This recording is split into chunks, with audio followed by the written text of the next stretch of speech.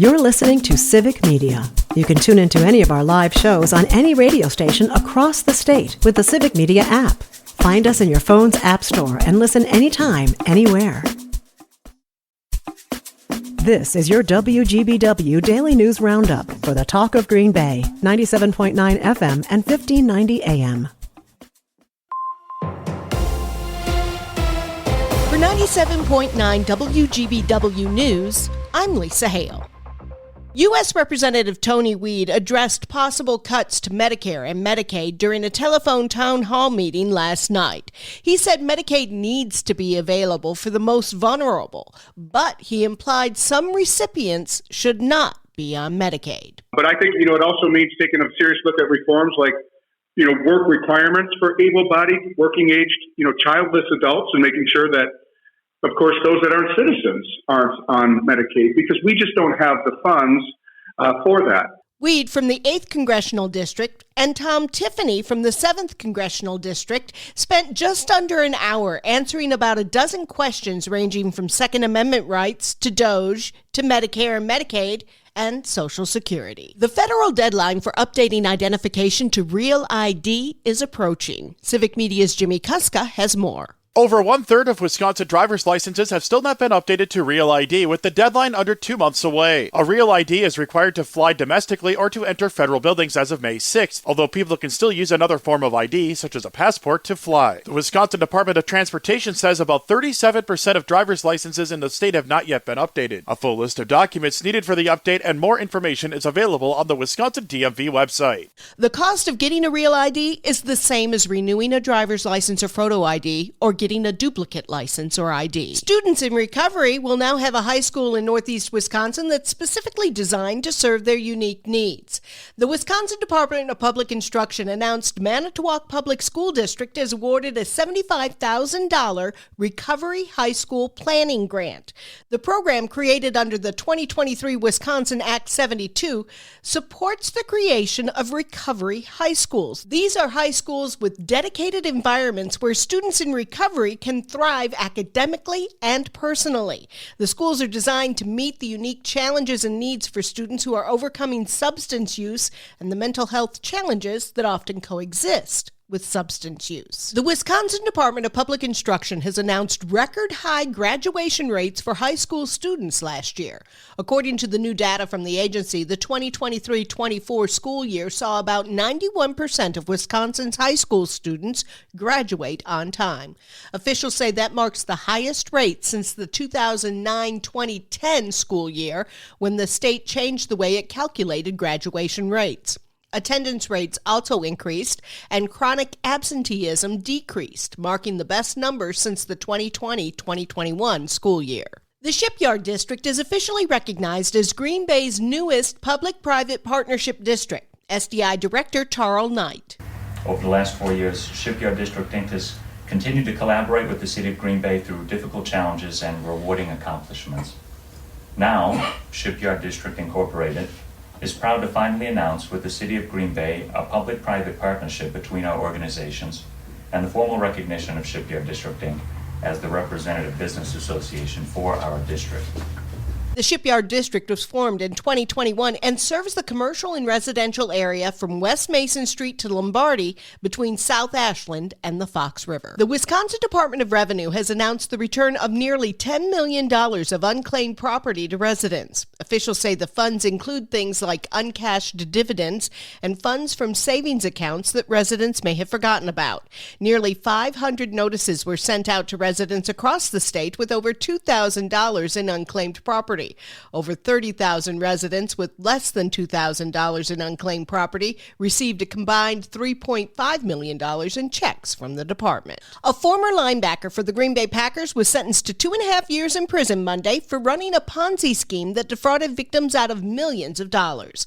43-year-old John Robert Leake of Plano, Texas, pleaded guilty in September to 1 count of wire fraud and 1 count of money laundering. Officials say from 2015 to 2020, Leake encouraged victims victims to loan him funds to invest in lucrative luxury real estate, gold mines, and other ventures.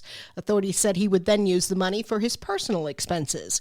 In addition to the prison sentence, Leak will have to pay more than $5.3 million in restitution.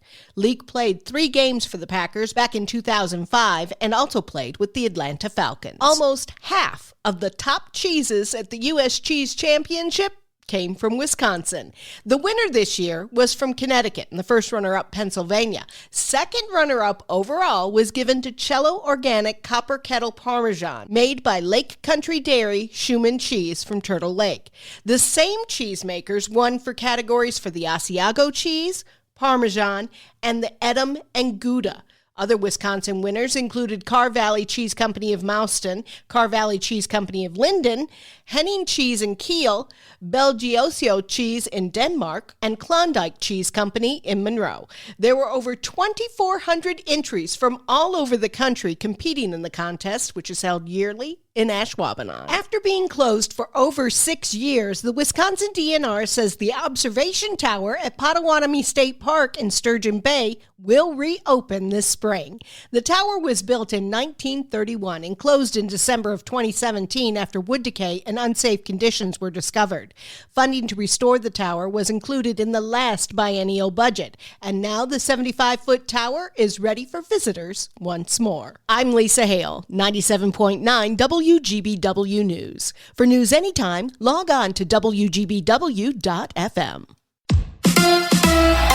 It's the Bucks and the Pacers. Hi, I'm Mike Clemens with Sports NBA. The Bucks in prime time tonight on TNT in Indy, taking on the Pacers. Milwaukee coming off that loss to the Cavaliers, who've now won 14 games in a row. Damian Lillard. You know, they're having a great season. They're rolling.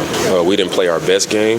We respect who they are and what they've done, but we feel great about where we are and our opportunity to win a game. NFL free agency, the Packers signing 2 players, the 49ers left guard Aaron Banks and Raiders defensive back Nate Ross, both to 4-year contracts. Defensive lineman TJ Slayton leaves Green Bay for Cincinnati, a 2-year deal with the Bengals. Baseball, Brewers with a 7-5 win over the Mariners. Christian Yelich, back from back surgery with a home run. Yeah, I still think I can play at a pretty high level. You know, I felt like I was playing at a pretty high level last year up until I got hurt, which was unfortunate. It just came on pretty quick. It's how it goes sometimes, but I still think I can do it at a high level, and just got to go out there and do it. That's Christian Yelich with Sports. I'm Mike Clemens. On your entertainment beat, I'm Pete Schwaba. New releases in theaters this past weekend all seemed to limp to the finish line for different reasons. Acclaimed director Bong Joon-ho's new film, Mickey 17, did finish first at the box office with $19 million, but that was a bit of a disappointment. The film starring Robert Pattinson cost almost $120 million to make and is not expected to recoup. This was the director's first big studio budget after winning a Best Director Oscar for Parasite 5 years ago. The other new releases were Rule Breakers, which got excellent reviews from critics and even better from audiences, but brought in just $1.5 million at the box office on over 2,000 screens. In The Lost Lands, starring Mila Jovovich and David Bautista, stunk up theaters with barely over $1 million at the gate and terrible reviews. Captain America managed to hang on to the number 2 slot, followed by Last Breath, The Monkey, and Paddington in Peru, which finished in 5th place. Tough week. I was very excited to see Bong Joon-ho's new film, Mickey 17. After big wins on Oscar night 5 years ago, which saw him bring home the Best Director and Best Picture Oscar for Parasite, Joon-ho took a big swing with a big budget on Mickey 17. The film stars Robert Pattinson as Mickey, who is on his 17th life, who tries to figure out if creatures on an ice-covered planet are friends or foes. He uses an annoying voice the entire film, but the film does have a nice message.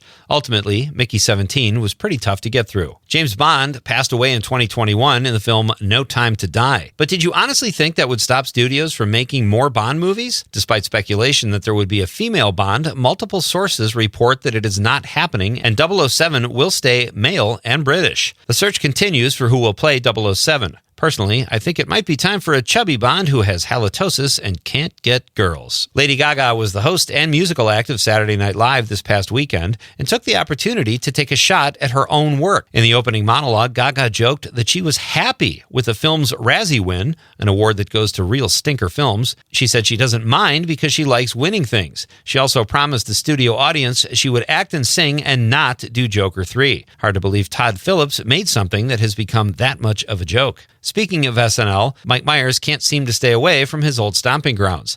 The Austin Powers creator showed up again this weekend, playing Elon Musk, who complained about his wealth dropping due to the stock market, and then satirized a meeting in the Oval Office last week where Musk allegedly shouted at Marco Rubio. Myers brought down the house when he morphed into Dr. Evil while playing Musk. Definitely worth a YouTube visit. For more showbiz fun, tune into Nightlight with me, Pete Schwaba, weeknights from 6 to 8 p.m. on the Civic Media Radio Network. It is going to be quite a bit colder today. Mostly sunny. We'll get to 43 for a high this afternoon. Tonight down to 29. Tomorrow partly cloudy, back to 50. We'll bounce back to 55 on Thursday. It'll be partly cloudy by Friday. We're talking highs in the mid-60s. I'm meteorologist Sean Cable. Outside now, it's 35. That's your WGBW Daily News Roundup from Civic Media. Subscribe to this podcast on Spotify, Apple, or wherever you find your podcasts. Find more news at WGBW.FM.